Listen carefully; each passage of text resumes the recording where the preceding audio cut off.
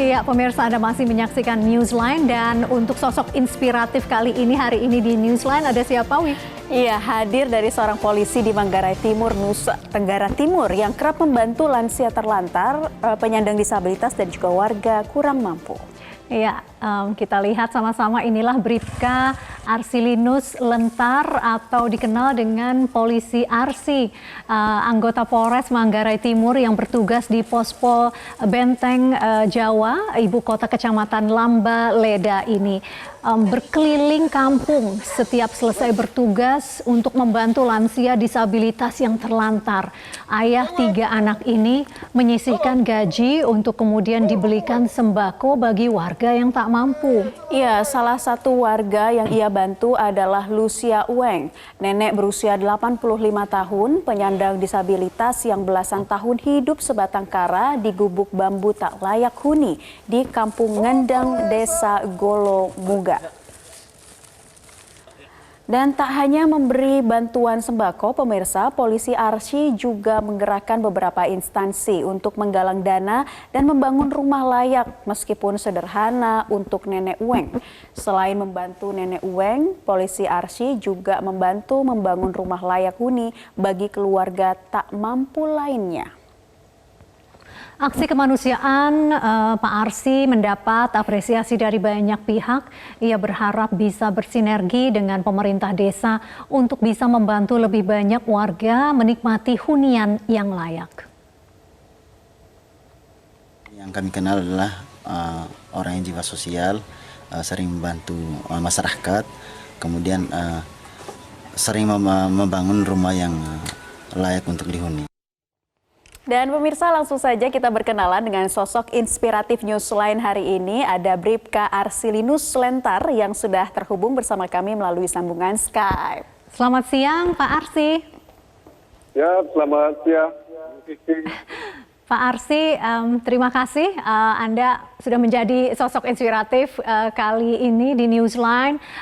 Tindakan inspiratif Anda ini sudah mulai sejak kapan terpanggil untuk membantu para lansia? Ya, saya terpanggil untuk bergerak di bidang kemanusiaan di sejak lama, sejak lama. Lebih tepatnya aksi nyatanya itu baru mulai tahun 2019.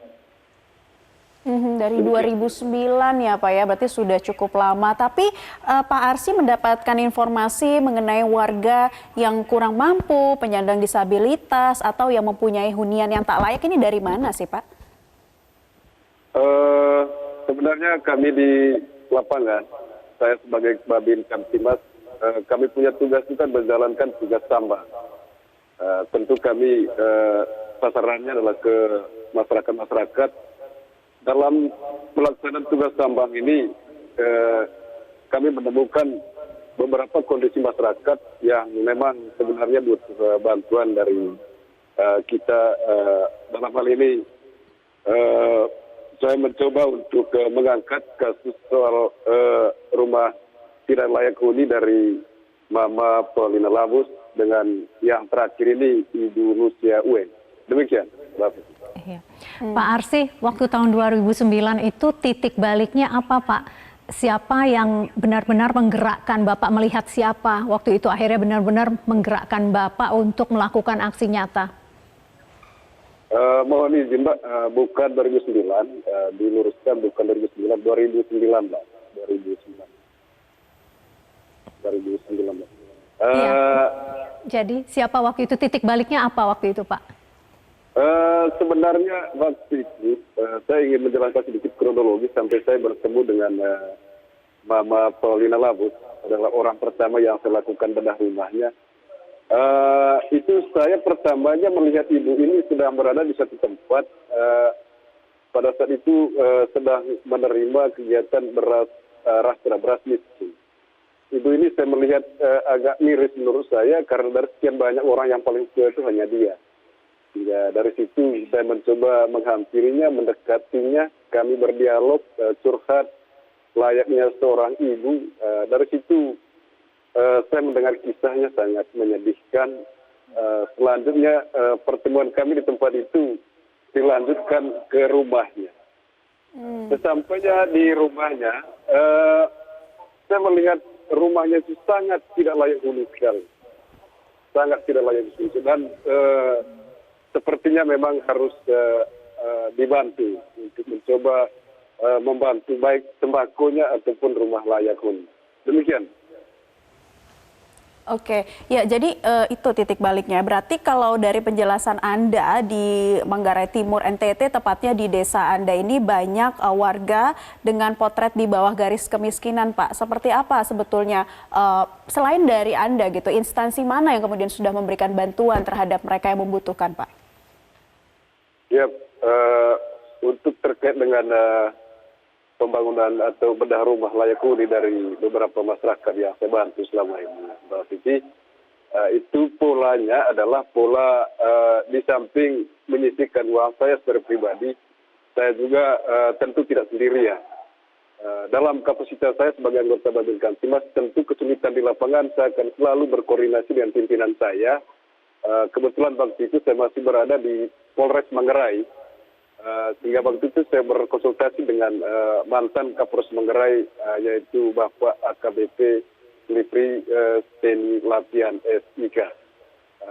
Selanjutnya saya menerima petunjuk dan arahan dari beliau, sehingga waktu itu saya mendapat dukungan. Selanjutnya dari dukungan yang Bapak mantan Kapolres Manggarai sampaikan, saya melakukan giat penggalangan di lingkup Polres Manggarai pada waktu itu, dan saya mendapat bantuan yang cukup banyak dari Polres Manggarai. Selanjutnya setelah saya berada di Polres Manggarai Timur, saya juga sempat menjelaskan kegiatan saya selama berada di Polres Manggarai, karena Polres Manggarai Timur ini kebetulan Polres baru, sehingga kegiatan saya itu supaya berkesinambungan dan berkelanjutan, sehingga saya mempresentasinya kan di depan Bapak Kapolres Manggarai AKBP Ari Islanto, yang saat ini juga beliau memberikan dukungan penuh kepada semua kegiatan yang bersifat inovasi dari semua anggota di lapangan. Demikian, Pak.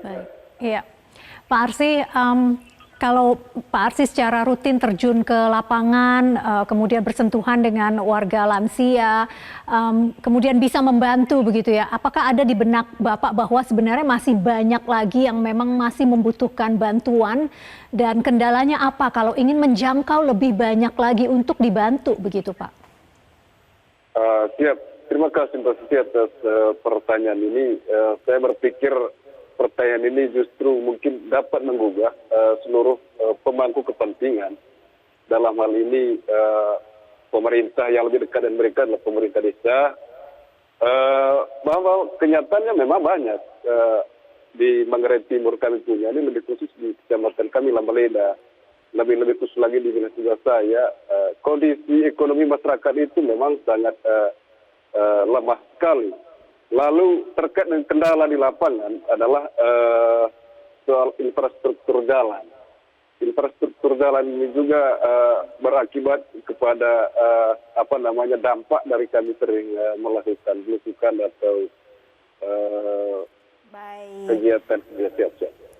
Baik, Bribka Arsilinus Lentar, terima kasih sudah menginspirasi kami di Newsline hari ini. Semoga langkah ke depannya bisa dipermudah untuk kemudian menggandeng para instansi lain, memberikan bantuan kepada mereka yang membutuhkan. Terima kasih Pak Arsi, sekali lagi selamat beraktivitas.